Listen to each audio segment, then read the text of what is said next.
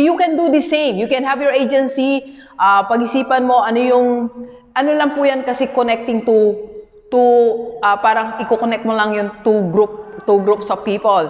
One, mga businesses or individuals na may pangangailangan. Then you provide people na kayang ipunan yung pangangailangan ng mga business owners.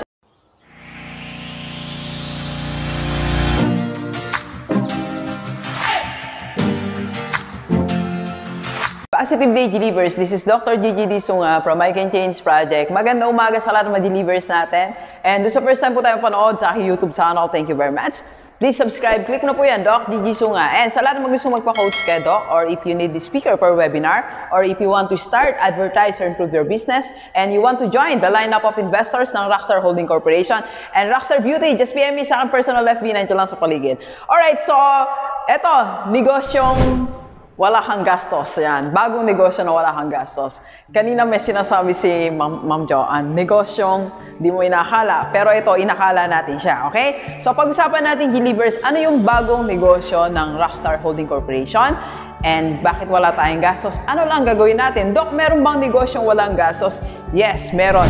Very minimal. Konting-konti lang talaga. Pero magrara ng negosyo natin. Okay? So, ito po siya. Ito ang latest na negosyo ng Rockstar Holding Corporation. Alright? So, pero paliwanag ko muna ng konti mga delivers. Ano ba yung Rockstar Holding Corporation? Para doon sa mga first time lang tayong mapanood. Para alam nyo paano ang system. So, ang RHC po, para po siya Rockstar Group of Companies. Rockstar Holding Corporation. So, under this, marami tayong business. Meron tayong partnership with Inspire IT Company. Meron tayong partnership with Dr. Spin, with Ma'am Joyce. Meron tayong ilalabas na mga beauty products po under Rockstar Beauty. Meron din tayong existing Rockstar Skills University. And meron din tayong Rockstar TV and Media Production. Alright? And ngayon, ang latest na bagong negosyo ng Rockstar Holding Corporation is ito, mamaya papakita ko sa inyo, okay? So, yun po ang design ng Rockstar Holding Corporation.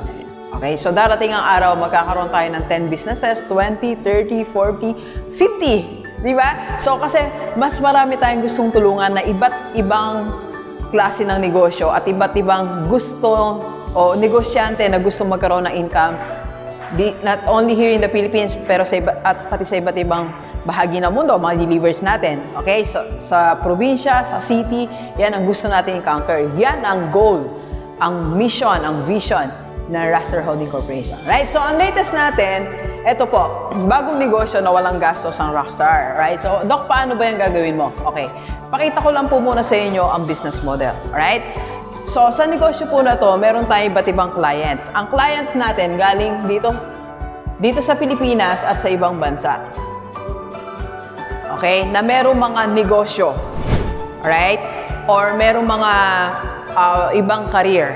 Okay? So, na pinagkakabalan. Business and other careers, right? Dito sa Pilipinas at sa iba't ibang bahagi ng mundo. Pwede pong Pilipino yan or foreigner. Alright? So, yan ang mga clients. Okay? Yung mga clients po na yan, may mga needs. Right? So, for example po, merong negosyo sa ibang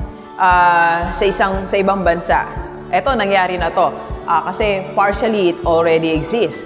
So, meron po doon isang negosyante na hindi niya alam paano i-market ang products niya online, sa FB niya. So, hindi niya alam paano mag-post, mag-caption. So, in other words, kailangan niya po ng social media manager. Alright? So, yun. Iba-iba yung needs. Iba naman, kailangan nilang Facebook Ads Manager, kailangan nila ng brand strategies, kailangan nilang tagagawa ng poster, tagagawa ng website. So, iba't iba ang needs. In other words, these are the clients that needs digital solutions. Okay? So, dito papasok ang bagong negosyo ng Rockstar Holding Corporation. Right? So, we are providing solutions, digital solutions, by having different virtual assistants. So, magkakaroon po kami ng different, iba't ibang klase ng virtual assistants na may iba't ibang skills. Alright? So, we will be connecting the clients and the virtual assistant. So, dito ang company natin. Naka-partner natin si Ma'am Jack. Hi, Ma'am Jack. So, soon ilo-launch natin ang JS Rockstar Digital Solutions. Yehey! Palakpak naman kayo dyan. Yehey! Joan, palakpak!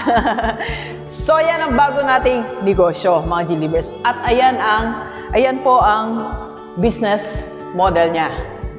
Okay? Nakuha po natin ang logic. So, Doc, ba't ka walang gastos? Wala tayong gastos. Ang gastos lang natin, very minimal. Kasi kagabi din, actually, nagkausap kami ni Ma'am Jack last Saturday. Pero before pa, pinag-uusapan na namin to. Last Saturday, nag-close kami ng mga, syempre, meron kami mga dinideal, meron kami agreement, paano ang assignment niya, anong assignment natin. So, dapat nilinaw namin yan no Saturday. So, kahapon, kausap na namin yung accountant namin. So, meron lang kaming konti expenses. So, dun lang ang gastos mo sa registration ng business. So, hindi kami magre-rent po, mag-home office muna kami. So, para wala kang gastos sa lahat ng mga gusto mag-start ng ganitong business, if you want to put up an agency, so ang kailangan mo lang, home base muna, office po. So, meron naman siyang 2 bahay sa Clark. So, yung isa, doon muna kayo mag-office. So, siguro magre-rent yun pag meron na kami. Magbabayad kami sa kanya pag meron na tayong income. Okay? Then, second, you need to register it. Yan. So, para walang gastos. Okay? Alright? So, G-Libers. So, paano pa, Doc? Ano pang pwede natin gawin? Abot ba ako, Ma'am Joanne? Ayan. Alright. So, una yon, i-register natin. Ang expenses natin yan, napakamura lang naman po.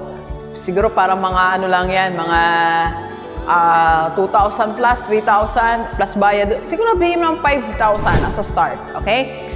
Then, yun, mag-hire kami ng different virtual assistants na kaya magawa ng website, kaya maging social media manager. That means kaya mag-caption, mag-arrange ng picture, mag-edit ng videos, digital assistant, pwede rin mag-run ng YouTube, mag-manage ng YouTube channel, Facebook ad strategies, brand strategies. Sa mga negosyante po ngayon, if you want brand strategies po, so personal po yan ang magko-coach sa inyo o mag-handle nito is si Rockstar, alright?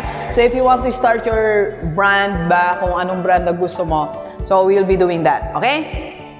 So, yan lang ang pinaka-main task namin talaga. Na we will not be spending money. Kasi nga po, kagaya ngayon, if you are one of these people na meron kang special skill, halimbawa, ikaw, Joanne, marunong kang magawa ng poster, social media manager, so pwede po kayo mag-apply. It can be your part-time job. Part-time lang po to, virtual. So that means hindi kayo papasok sa Clark, hindi kayo papasok dito sa Balanga. Diyan lang sa bahay nyo, you can have other source of income. Okay? Bibigyan namin kayo ng clients. Yun po ang business model natin. Alright? So any skill na meron ka ngayon, taga-edit ng video and all, possible na lahat yan eh. So PM mo lang ako para may interview ka ni Ma'am Jack. Okay? Alright, so eto. So, paano pa, Doc, ang operations? Operations kasi niyan, 2 po yan. One, of course, marketing and the daily operations. So, ang hati lang namin ni Ma'am Jack, of course, I'll be doing the marketing. Kasi nag-rebrand kami. So, magiging Rockstar. Under Rockstar po siya. So, it's rebranding of her business. So, if you have your business like Ma'am Jack, kahit any business food or nag-start ka na and you want rebranding, gusto mo siyang i-under kay Rockstar Holding Corporation, just PM me uli, okay?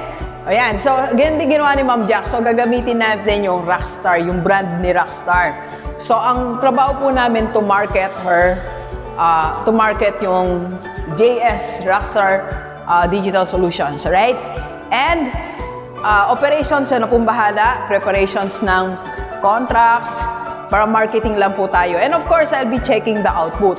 And pinag-usapan na rin namin yung rates. Paano ba? Halimbawa, kung magpapagawa ka na sa ibang bansa ka, you need social media manager, magkano yon? Magkano babayad namin sa, tawag dito, sa VA namin and sa amin, paano ang sharing?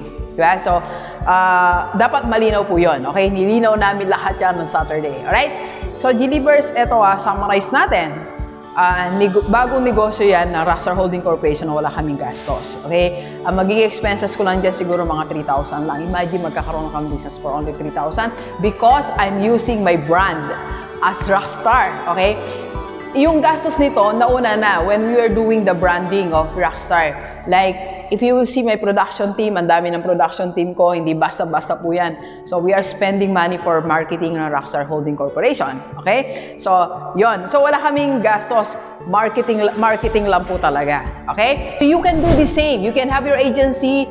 Pag-isipan mo, ano lang po yan kasi connecting to parang i-connect mo lang yung two groups of people.